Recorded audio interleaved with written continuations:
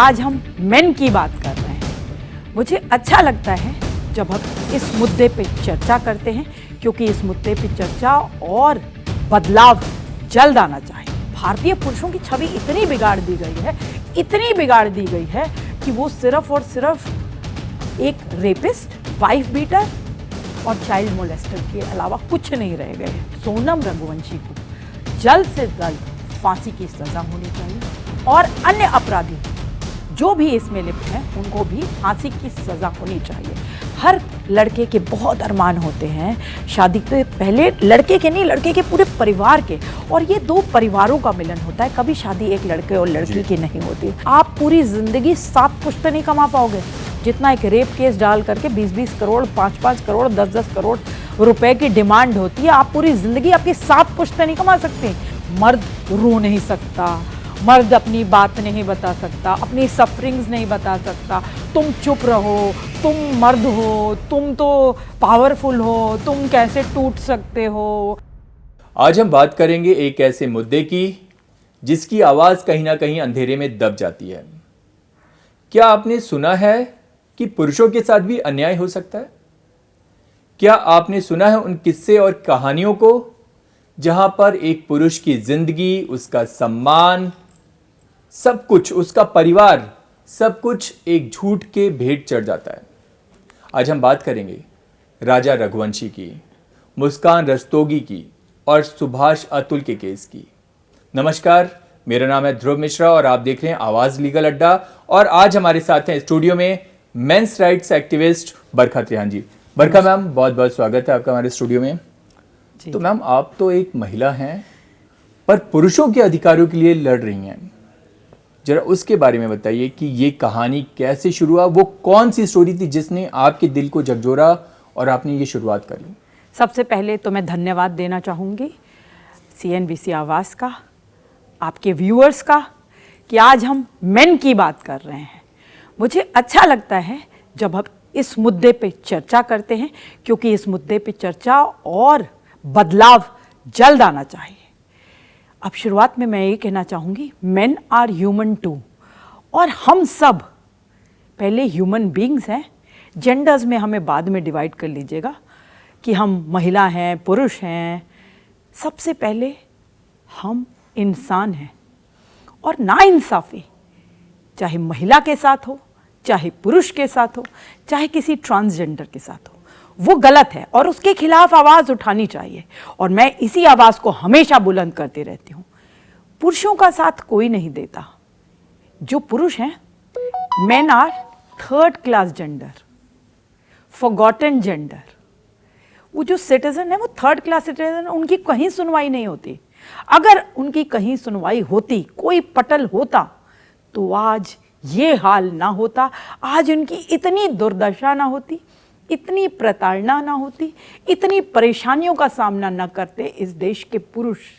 जो पुरुष वर्ग है वो बेचारा जाए तो जाए कहाँ? आखिर कौन सा पटल है? मुझे कोई ये तो बता दे। एक हेल्पलाइन नंबर तक नहीं है। जो वुमेन कमीशन है, जो वुमेन एंड चाइल्ड मिनिस्ट्री है, वहाँ पे लगातार हैरेस हस्बैंड कॉल्स करते रहते हैं, लेकिन वहाँ से उनको क्या जवाब आता है? हम महिलाओं के लिए काम करते हैं। और महिला भी कौन सी? ये जितने CAW सेल्स हैं, बहू सेल्स हैं।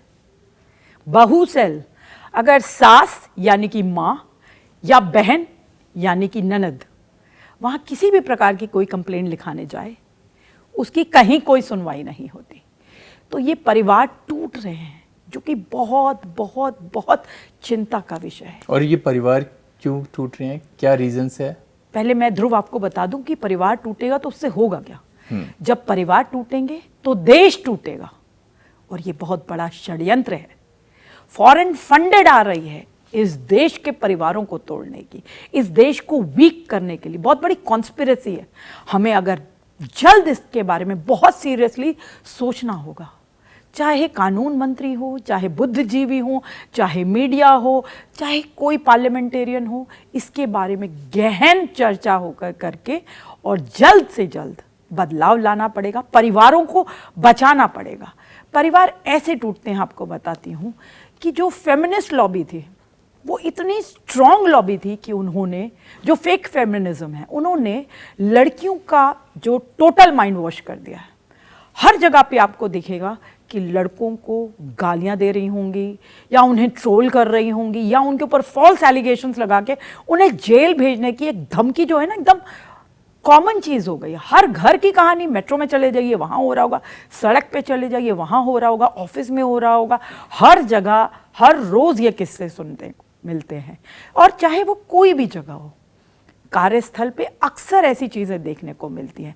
पॉश जैसे जो कानून है इस देश के, वो जेंडर न्यूट्रल नहीं है। डोमेस्टिक वायलेंस जेंडर न्यूट्रल नहीं है। आप आए दिन देखिए मेट्रो में, दिल्ली मेट्रो सुर्खियों में रहता है। किस चीज के लिए? थप्पड़बाजी चल रही होती है, लड़ाई झगड़े चल रहे होते हैं, लड़कियां थप्पड़ मार रही होती हैं, हर रोज कहानी आती हैं ऐसी।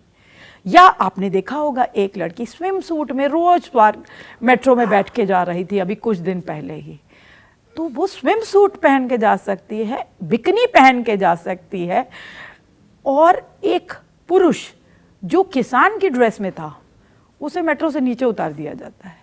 तो मतलब जो हमारी पहचान किसान है वो मेट्रो में नहीं चढ़ सकता, लेकिन अश्लीलता से भरे हुए कपड़े, पब्लिक न्यूडिटी करने के लिए भी आतुर लड़कियों को कोई रोक नहीं पा रहा। कानून इसी तो वजह से और महिलाओं को सशक्त बनाने के लिए किया गया था, ठीक है, पर ये पुरुष बेचारे कैसे बन गए? कानून सशक्त बनाने के लिए बनाया गया था महिलाओं के लिए। आज वही कानून वो टूल की तरह यूज कर रही हैं, उनको परेशान करने के लिए, उनकी प्रताड़ना करने के लिए। इस कानून को वेपन की तरह यूज किया जा रहा है उन्हीं को प्रताड़ित करने के लिए। और इसी वजह से थक हार के पुरुष टूट जाता है जब उसकी कोई सुनवाई नहीं होती। द सिस्टम सक्स। पूरे सिस्टम की ओवरहॉलिंग चाहिए, क्योंकि कहीं तो उसकी सुनवाई नहीं है। ना उसकी पुलिस स्टेशन में सुनवाई है, ना जुडिशरी में उसकी सुनवाई है, ना उसकी घर में कोई सुनता है, उसकी कहीं सुनवाई ही नहीं होती, ना उसके दोस्त उसकी सुनते हैं। उसको हर जगह ऐसे निगाहों से देखा जाता है कि यही सबसे बड़ा कल्प्रिट है, और सारे लोग अपना अपना बिल्कुल जजमेंट देना शुरू कर देते हैं। मीडिया ट्रायल इतना अक्सर होता है, जिसके लिए मैं हमेशा आवाज़ उठाती हूँ कि मीडिया ट्रायल ना करिए। कभी भी ये ना सोचिए कि एक साइड, एक पहलू को सोच के आप जजमेंट नहीं दे सकते। जब मी टू आया था, मैं सिंगल हैंडेडली मेन टू इसीलिए लाई थी कि India needs men too movement. जब तक हम सिक्के का दूसरा पहलू नहीं समझेंगे, हम कैसे मान सकते हैं कि हमेशा पुरुष ही गलत होता है? ये किस किताब में लिखा है कि सारी जो महिलाएं हैं वो सीता हैं और सारे पुरुष रावण हैं? ये गलत है, ऐसा नहीं हो सकता।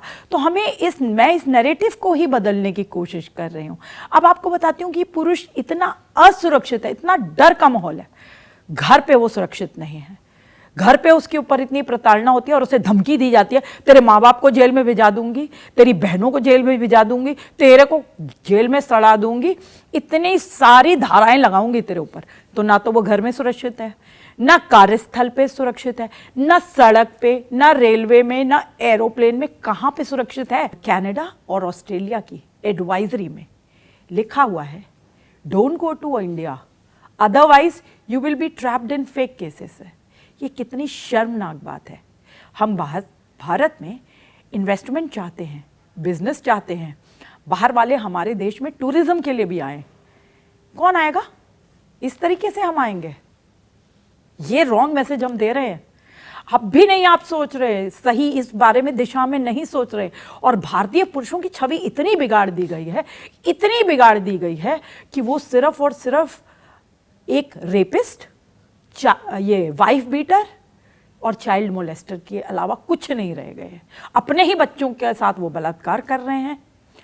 अगर पिता अपनी लड़की को बताता है कि बॉयफ्रेंड से बात मत करो, पढ़ाई पे ध्यान दो, ये तुम्हारे पढ़ने का समय है, तो पिता पे रेप केस डाल दिया जाता है लड़की द्वारा। जब माँ को पता चलता है, ये रियल टाइम केसेस बता रही हूँ, तो माँ जब 4 थप्पड़ मारती है कि तूने पिता के ऊपर रेप केस डाल दिया, पिता ने तो तेरे को कभी आंख उठा के देखा भी नहीं था, तब उसको गलती का एहसास हुआ। लेकिन तब तक तो अरेस्ट हो चुके थे पिता, तब तक तो बहुत देर हो चुकी थी। बहुत देर हो चुकी थी। डिस्ट्रक्शन इज ऑलवेज, बहुत जल्दी नेगेटिव बातें फैलती हैं और डिस्ट्रक्शन हो चुका था। अब वो पूरा प्रकरण होगा, उस पिता को उसमें से गुजरना पड़ेगा। क्या ये तीनों लोग कभी मिल सकते हैं, बेटी, माँ और बाप? जी नहीं। ये फैमिली टूट गई। जी। ऐसी लाखों फैमिली टूट रही है। और जो आत्महत्या की दर है पुरुषों की, 3 गुना 2 साल पहले थी, अब तो 4 गुना होने वाली है। हत्याएं भी जोड़ लीजिए, बुरा हाल है। केसेस की वजह से। जी बिल्कुल, ये फर्जी जितने केसेस हैं और ये जो फैमिली इश्यूज हैं, इसकी वजह से पुरुष दम तोड़ रहा है, हर रोज मर रहा है, हर रोज हजारों पुरुष मर रहे हैं। रिपोर्टिंग नहीं होती, media biased, court biased, police station biased, नेता biased, they are busy in rat race of woman appeasement. महिलाओं की अपीजमेंट में इतना ज्यादा ये लगे हुए हैं कि इनको पुरुषों का दर्द दिख ही नहीं रहा, जबकि 80% टैक्स पेयर पुरुष है, इस जीडीपी के काम करने वाला पुरुष है, लेकिन फिर भी उसको मरने के लिए हमने छोड़ रखा। आखिर क्यों? जवाब चाहिए, मुझे जवाब चाहिए। आखिर क्यों? मैं बैलेंस ही तो क्रिएट कर रही हूं। फिर भी ये नेतागण से लेकर के जो बुद्धिजीवी ट्विटर वगैरह पे बैठे हैं, मेरे ही ट्विटर अकाउंट को 4 बार सस्पेंड करवा चुके हैं। बलात्कार हो जाए तेरा, ऑन कैमरा लोग कहते हैं, मर्डर थ्रेड्स, हर एक चीज़ मेरे साथ रेगुलरली होती है। डेली बेसिस पे मेरी आवाज़ को बंद करने की क्यों कोशिश की जा रही है? आखिर मैंने मांग क्या लिया? पार्लियामेंट के सामने मैंने धरना किया था, वहाँ मुझे पार्लियामेंट स्ट्रीट की पुलिस ले गई, 8 घंटे उन्होंने मेरी ग्रिलिंग करी। आज मुझे इसलिए आपको बताना पड़ रहा है, आप भी सोच रहे होंगे मैं क्यों बता रही हूँ, इसलिए बताना पड़ रहा है कि क्या एक राइट क्वेश्चन नहीं पूछा जा सकता? क्या अगर महिला आयोग है तो क्या पुरुष आयोग नहीं हो सकता? क्या अगर महिलाओं के लिए इस देश में सारे कानून है तो क्या पुरुषों के लिए कानून नहीं हो सकते? तो मैंने क्या गलत पूछ लिया? अगर मुझे पार्लियामेंट के सामने कहीं मेरी सुनवाई नहीं हो रही, मैंने इंडिया गेट, जंतर मंतर, आज़ाद मैदान, तो दुनिया भर में मैंने मेन की बात के ऊपर कार्यक्रम कर लिए, कहीं तो सुनवाई हो नहीं रही थी। और मुझे लगता है कि इक्वालिटी की जो बातें महिलाएं करती हैं, तो इक्वालिटी ऐसे आए कि हम महिला आयोग है तो पुरुष आयोग का भी गठन सरकार द्वारा होना चाहिए, एक फुल फ्लेज मिनिस्ट्री होनी चाहिए पुरुषों के लिए, पुरुषों के मुद्दों पे ज्यादा काम होना चाहिए, क्योंकि महिलाएं प्रताड़ित कभी थीं, अभी पुरुष प्रताड़ित है, इसीलिए 4 गुना आत्महत्याएं की दर है। किसी को खुशी से नहीं मरता, किसी को शौक नहीं है मरने का। तो उन्होंने मुझे बोला कि हम तुम्हें सड़ा देंगे तिहाड़ जेल में, लिख के दे दो कि बदलाव आ जाएगा। मैं सड़ने के लिए तैयार हूं। और मैं आज भी आपको ये बात कहती हूं, आप सबके साथ हूं, आप इस मुहिम से जुड़िए, इस मुहिम से जुड़िए और मैं आपके साथ हूं। मैं जेल जाने के लिए तैयार हूं, मैं सब कुछ करने के लिए तैयार हूं। सिर्फ और सिर्फ मुझे सरकार से एक पुरुष आयोग का गठन होना चाहिए, पुरुषों के लिए पॉलिसीज बननी चाहिए और समान कानून, जेंडर न्यूट्रल लॉज। जो यूसीसी की बातें करते हैं आप, उसमें पति के लिए कोई कानून नहीं है, सिर्फ पत्नी के लिए कानून है। जो आप बोलते हैं ना समान कानून होगा देश में सबके लिए, तो मैंने बड़े सारे नेताओं से इस बारे में सवाल किया है, जवाब अभी तक नहीं मिला कि जो कानून पत्नी के लिए है क्या पति के लिए है। और अगर पति के लिए होता तो अतुल सुभाष, मानव शर्मा, अभी राजा रघुवंशी, नाम की लिस्ट बॉडी बहुत बड़ी है, मैं नाम लेती रहूंगी, कई दिन बीत जाएंगे। तो ये क्यों मरते? अब हम बात करते हैं, आपने राजा रघुवंशी की बात करी है, तो राजा रघुवंशी के मुद्दे से ही शुरुआत करते हैं। जो राजा रघुवंशी का केस हमने देखा जिसने देश को झकझोर दिया, तो इस टाइप के केसेस के पीछे कैसे मानसिकता हो सकती है? नई नई शादी हुई थी, एक आदमी हनीमून पे जाता है, अपने नए जीवन को स्टार्ट करने की सोचता है कि कैसे प्लानिंग करेंगे, क्या करेंगे, एक दूसरे को समझने की कोशिश करता है, और उसके साथ जब ऐसी घटना हो जाती है तो इसके पीछे कैसी मानसिकता काम करती है मैम? राजा रघुवंशी की जो मृत्यु हुई है, बहुत ही एक गलत संदेश पूरे देश में, और यहाँ तक कि अभी इसकी चर्चा विदेशों में भी हो रही है, मुझे कुछ कॉल विदेशों से भी आई है। बहुत ही निर्मम हत्या हुई है, इसकी बहुत कड़ी से कड़ी निंदा करनी चाहिए। और जल्द से जल्द जो मेरी मांग और परिवार की मांग है, जो मैं पहले दिन से परिवार से कनेक्टेड हूँ, वो ये है कि सोनम रघुवंशी को जल्द से जल्द फांसी की सज़ा होनी चाहिए, और अन्य अपराधी जो भी इसमें लिप्त हैं उनको भी फांसी की सज़ा होनी चाहिए। खासकर सोनम रघुवंशी जैसी महिलाओं को, जो मास्टरमाइंड होती हैं, चाहे सोनम हो चाहे मुस्कान हो, इन्हें कड़ी से कड़ी सज़ा, फांसी की सज़ा कम से कम, क्योंकि राजा रघुवंशी जैसे बेटे, लाडले राजा भैया के नाम से वो अपने घर में बुलाए जाते हैं। बहुत ही छोटा बेटा घर का था, बहुत ही प्यारा, बहुत माँ का बड़ा, पिता का बहुत, और भाई का दुलारा, एक पूरा जो परिवार होता है। और वो इतने हर्षोल्लास से इस मैरिज को, अरेंज मैरिज को फिक्स करते हैं। उसके बीच में काफ़ी समय है और उसमें वो शॉपिंग करते हैं और इतने अच्छे अच्छे आप देखिए डांसेस देखिए जो उन्होंने प्रिपेयर किए हैं। तो काफ़ी हर्षोल्लास से ये पूरा इवेंट जो है, एक जो शादी है उसे किया गया, जहाँ पे मैंने एक वीडियो देखा है जिसने मेरी आंखों में आंसू ला दिए कि राजा अपनी पत्नी की, मतलब सोनम रघुवंशी की आरती पैसों से उतार रहा है, नज़र उतार रहा है, मतलब कि मेरी दुल्हन को नजर न लग जाए। कितना प्यार मन में उसके बसा हुआ है। राजा के मन में अरमान थे अपनी नई जिंदगी को लेके, जी जी, पर सोनम के मन में क्या चल रहा था ये किसी को नहीं मालूम था। जी, हर लड़के के बहुत अरमान होते हैं शादी से पहले, लड़के के नहीं, लड़के के पूरे परिवार के। और ये दो परिवारों का मिलन होता है, कभी शादी एक लड़के और लड़की की नहीं होती। तो उस हिसाब से देखिए तो पूरा परिवार बहुत खुश था।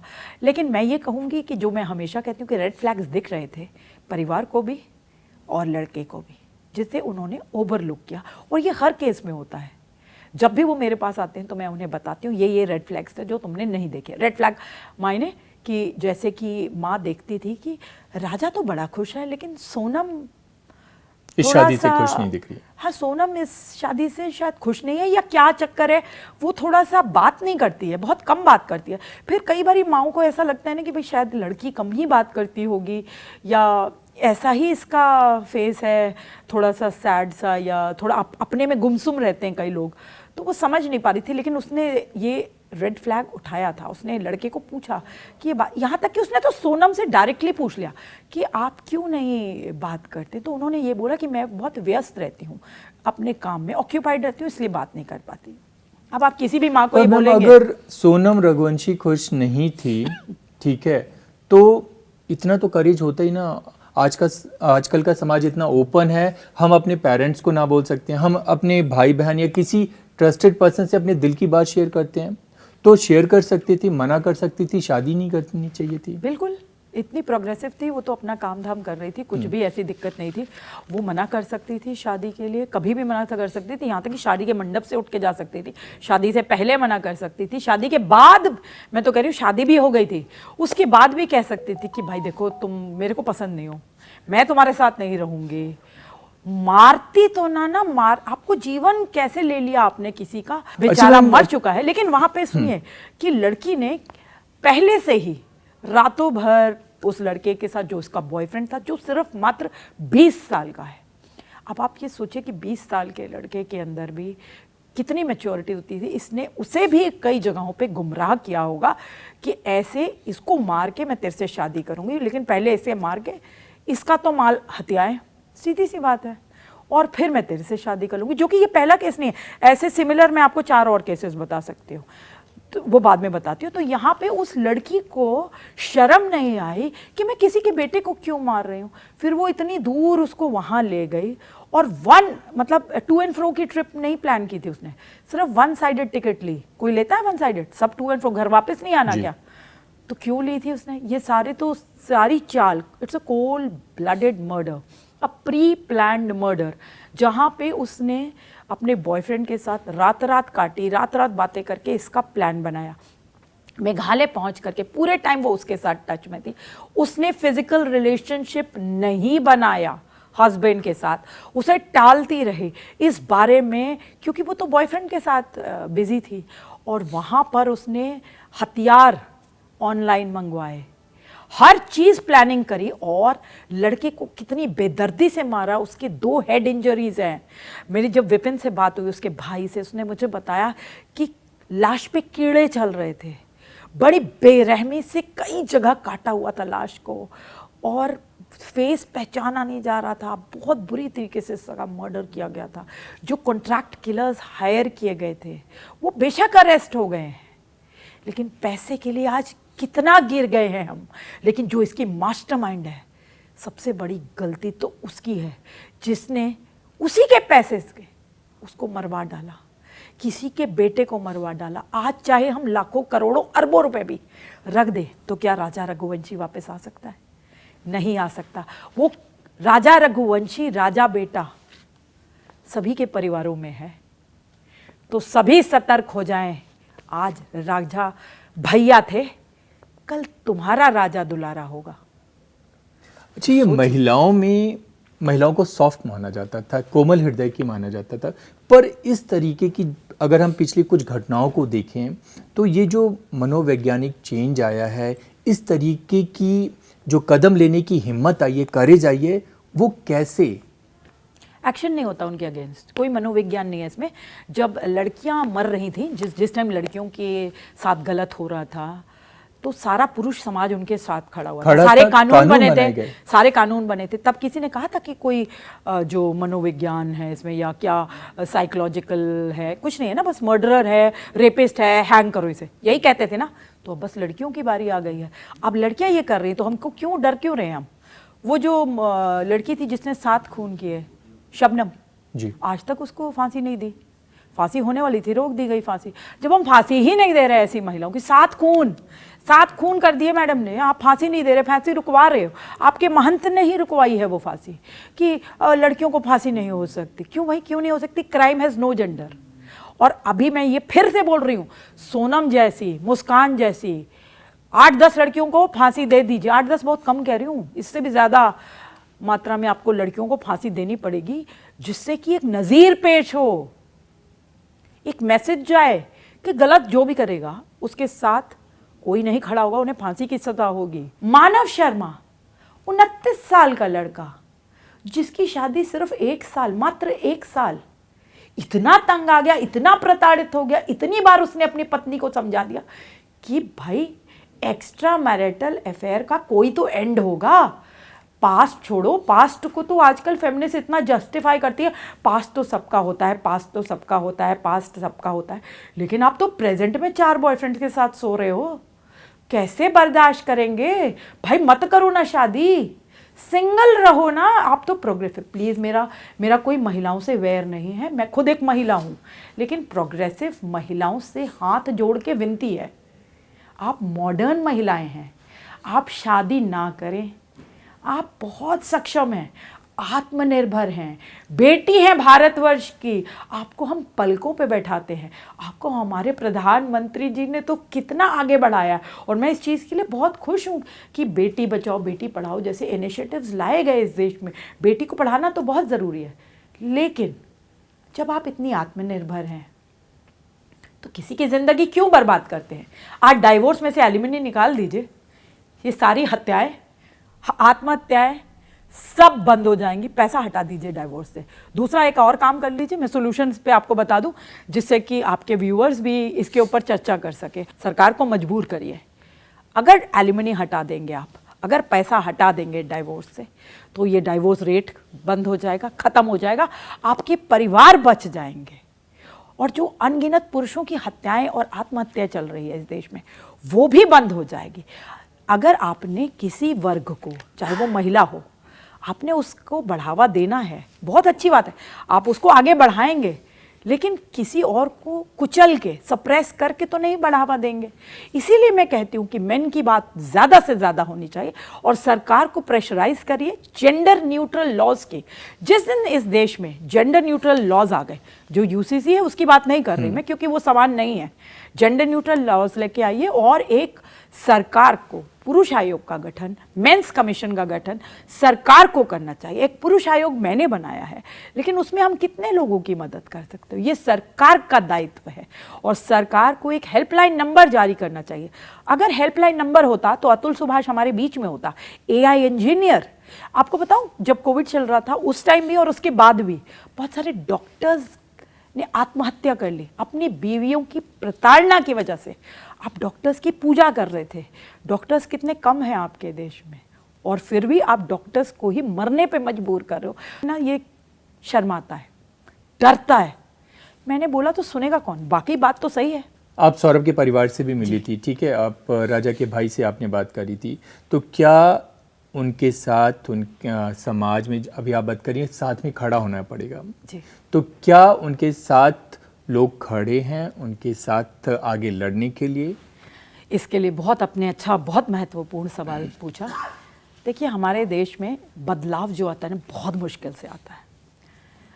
आप सोशल मीडिया पे बैठ कर के लिखते रहो कि राजा के साथ बहुत गलत हुआ, सौरभ के साथ बहुत गलत, मैं तो 2 दिन क्योंकि महिलाओं के साथ कोई घटना होती तो पूरा समाज खड़ा हो जाता है और वो ग्राउंड पे खड़ा होता है। यहाँ बस हम सोशल मीडिया पे ट्वीट खेल देते हैं, इंस्टाग्राम पे लिख देते हैं, फेसबुक पे लिख देते हैं, बहुत सारे कंटेंट क्रिएटर्स आ गए वो उसमें वो लिख देते हैं, बस ग्राउंड पे कोई नहीं जाता। मेरे को याद है कि मैं 2 दिन मेरठ रह के आई, मैंने पूरा क्राइम सीन से लेकर के सौरभ के घर पे बहुत देर बिताई, वहाँ पे बहुत सारे पड़ोसियों से बात करी, सौरभ के परिवारजन से बात करी, उनकी मासी बुआ वगैरह सब थे वहाँ पे, मामा, सबसे बात करी वहाँ पे। मेरे यूट्यूब चैनल बरखा 316 पे आप ये सारी वीडियोज़ देख सकते हैं।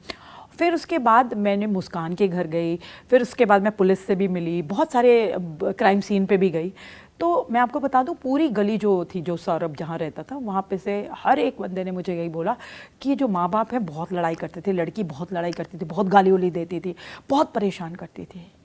और 2021 में सौरभ ने थक हार के मजबूर होकर के, क्योंकि ये लड़की 2-3 बार भाग चुकी है घर से और इसके भी बहुत सारे लोगों के साथ भागी है और 9वीं फेल थी मुस्कान, तो थक हार के 21 में उसने डाइवोर्स केस फाइल कर दिया था। अब ये सारी प्लानिंग एंड प्लॉटिंग जो होती है वो उसके बाद ही होती है, क्योंकि अगर महिला डाइवोर्स फाइल करे ना तो वो प्रोग्रेसिव है। अब आप भी ग्रेट डिवोर्स के बारे में भी आप जानते ही होंगे कि बहुत सारी महिलाएं आजकल ये लिख रही हैं 51 की उम्र में कि बस बहुत हो गया, अब तुम्हारे साथ नहीं रहना, तो मुझे एलिमनी दो और मेरा हिस्सा दो और बस मैं तुम्हारे साथ, क्योंकि मैं अपनी ड्रीम्स को फुलफिल करना चाहती हूँ। तो मतलब आपने गन्ने की तरह चूस लिया उस आदमी को, अब बुढ़ापे में इतना हैंडीकैप हो गया, उसको आप ही के साथ रहना पसंद आ गया है और आप उसे कह रही हम तो छोड़ के जा रहे हैं। अच्छा, बहुत ही गलत है। आपको मालूम है डिवोर्स के सबसे ज्यादा मामले किन कारणों से आते हैं? डोमेस्टिक वायलेंस जी सबसे ज्यादा, और छोटी छोटी बातों को बहुत तूल दिया जाता है। और उसमें एक लाइन जो है, जो मैंने रोज सुनी है, रोज डेली बेसिस पे, मैं तुम्हारे माँ बाप को, तुम्हारी बहन को और तुम्हें जेल में सड़ा दूंगी। सारा सिस्टम बहुत बायस्ड है, कहीं पे भी चले जाइए आप, पुलिस स्टेशन में महिला जाती है उसकी तुरंत रिपोर्ट लिखी जाती है और फिर हस्बैंड की फैमिली को हैरेस किया जाता है। आज भी रात के 12-12 बजे अरेस्ट करने जा रही है पुलिस, अरनेश कुमार की जजमेंट आने के बाद भी कि आप नहीं जा सकते हैं ऐसे अरेस्ट करने, बिना आप नोटिस सर्व किए नहीं जा सकते। आज भी अरेस्टिंग हो रही है भारत में, आज भी हो रही है ऐसी अरेस्टिंग, और ये इलीगल अरेस्ट होता है। तो क्या करें कि इतना सिस्टम जो है, इस सिस्टम में इतना पैसा है, 498 जो 95% जो मिसयूज होता है, ये बहुत बड़ी इंडस्ट्री है, पूरा करप्टेड माहौल है हर जगह। इस माहौल को तोड़ने के लिए बहुत सारे लोगों को जमीन पे उतरना पड़ेगा। तो भाइयों, स्पीक अप। एक तो पुरुष समाज बोलता ही नहीं है, महिलाओं को तो इतनी सी खरोच आ जाए वो पूरा हिला देती है सिस्टम, पूरा सिस्टम हिला देती हैं। और ये पुरुष जो है ना, बस घर में बैठ के रोते रहते हैं। मर्द को बहुत दर्द होता है और वो रोता है, लेकिन मर्द का दर्द दिखाई नहीं देता, नहीं दिखाई नहीं देता, और वो रोता है तो देखने वाला कौन है या सुनने वाला कौन है, उसकी बात सुनेगा कौन? अगर आप एक हेल्पलाइन नंबर देते, वहाँ 10 काउंसलर को बैठाइए, देखिए उन 10 काउंसलर ना 1 महीने में भाग जाएंगे। सौरभ राजपूत के केस में वापस आते हैं कि मैंने आपको बताया ना कि कितना ज़्यादा प्रताड़ित हो गया था, कितना परेशान हो गया था, अपनी बेटी को लेके उसके मन में बड़ी चिंता थी।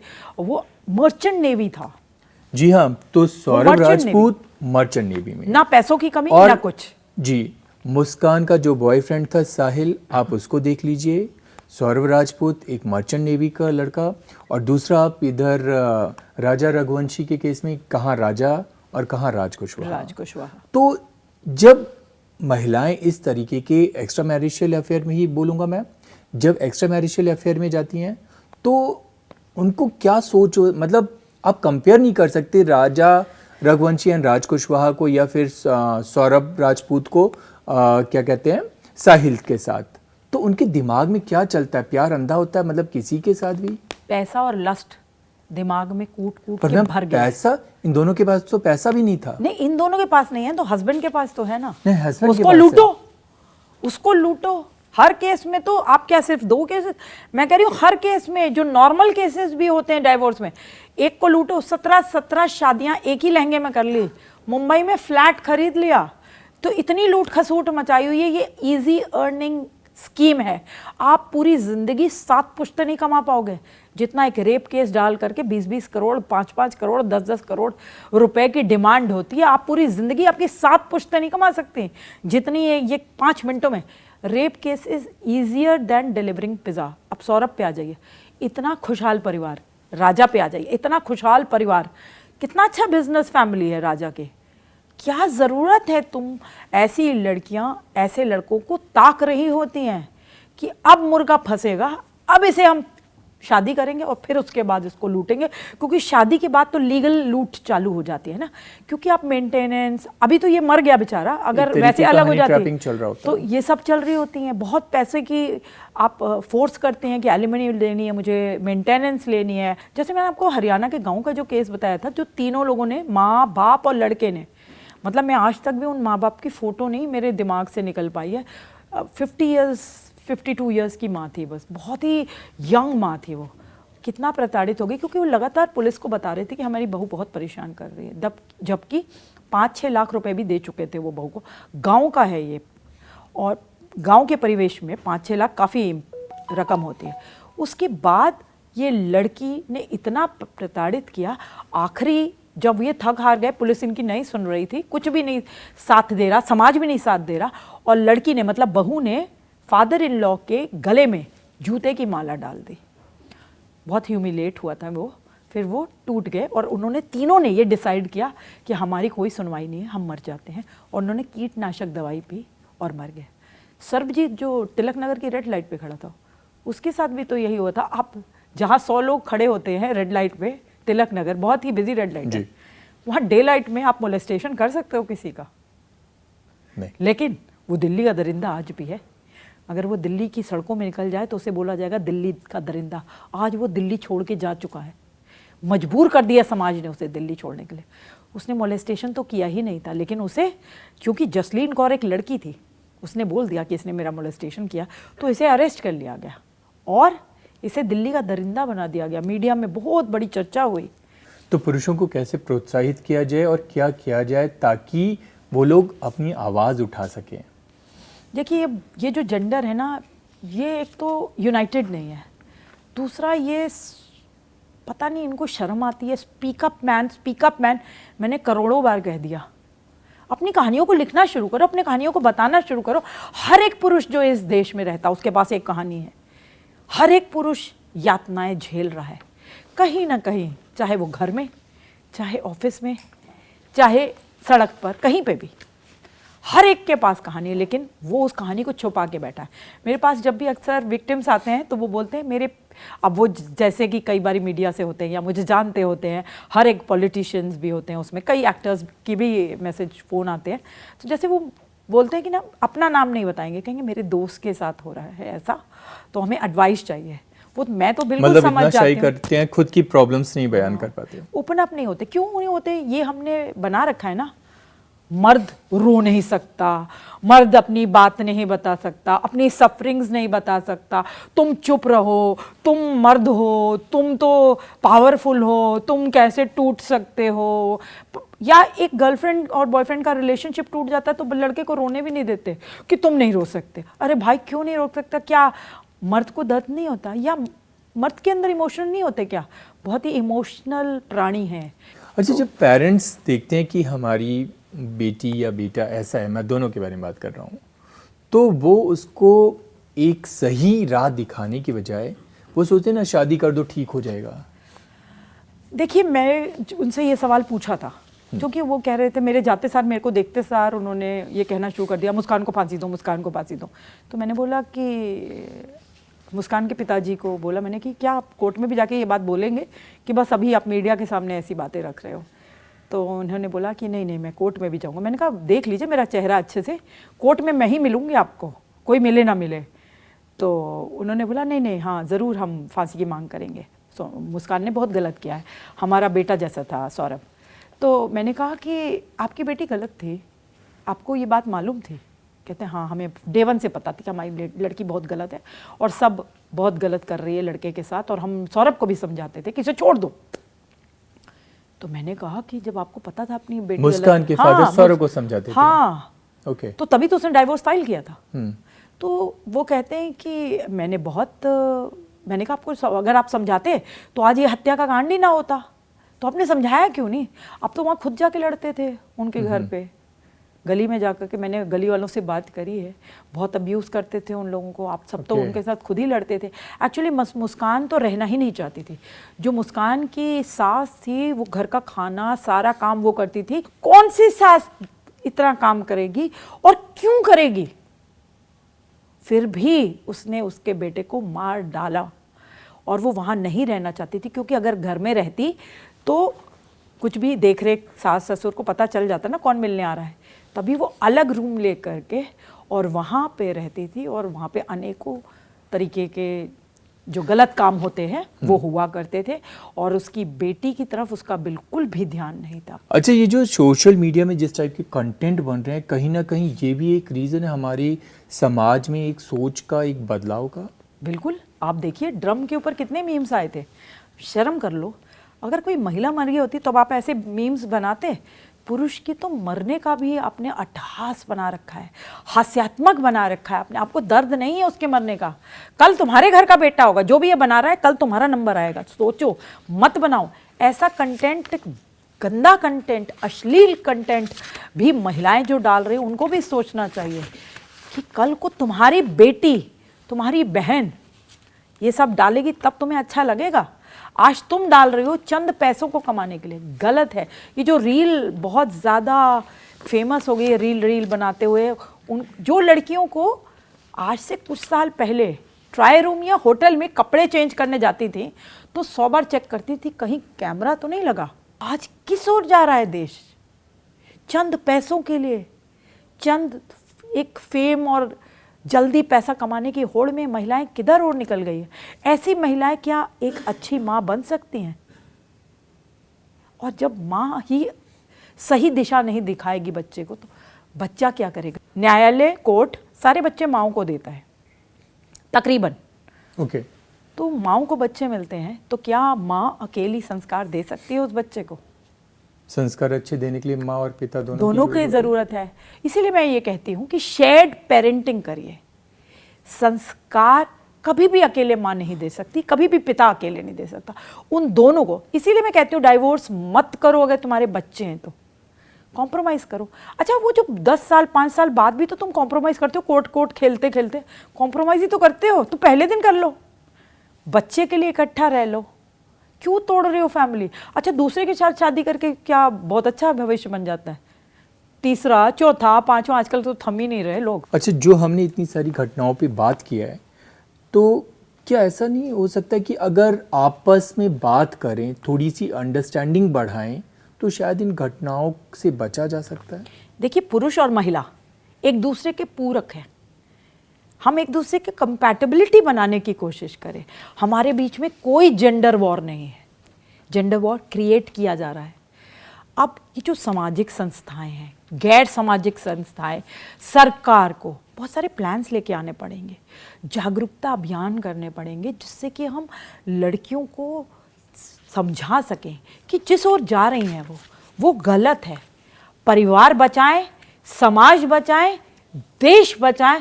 कि देश बहुत ही खूबसूरत है और यहीं पे फैमिली कल्चर है। नंबर तो सबका आएगा। जागो जागो जागो, सड़कों पे उतरो, मांग करो, पुरुष आयोग की मांग करो। और मैं आपको साफ बता दूं आपके चैनल के माध्यम से, मुझे जो सरकार बनाएगी उसमें कोई औधा नहीं चाहिए। किसी को लग रहा हो ये इतना बोल रही है, इतना ज़्यादा कर रही है काम, तो इसको कुछ बनना है, मैं स्टैम्प पेपर पे लिख के दे देती हूँ, मुझे कुछ नहीं बनना, क्योंकि एक महिला पुरुष का दर्द समझ ही नहीं सकती। एक पुरुष ही पुरुष का दर्द समझ सकता है। और मैं उस दिन को बहुत जल्द देखने वाली हूँ। मेरे अंदर बहुत पॉजिटिविटी है जब सरकार एक पुरुष आयोग का गठन करेगी। और मेरी 2 ही तो मांगे हैं, और समान कानून, क्योंकि विक्टिम कोई भी हो सकता है, महिला भी हो सकती है, पुरुष भी हो सकता है, लेकिन हम सिर्फ और सिर्फ महिला के लिए एम्पैथेटिक हैं, पुरुष के लिए एम्पैथेटिक नहीं है।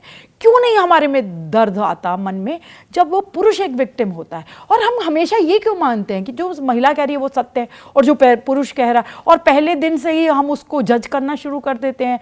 ये जो मानसिकता है, इसको बहुत बदलने की कोशिश करी, और इसी वजह से आज कहीं भी ऐसा कुछ होता है वो लोग खुद ही मुझसे कनेक्ट करते हैं, मुझे कहीं नहीं जाना पड़ता।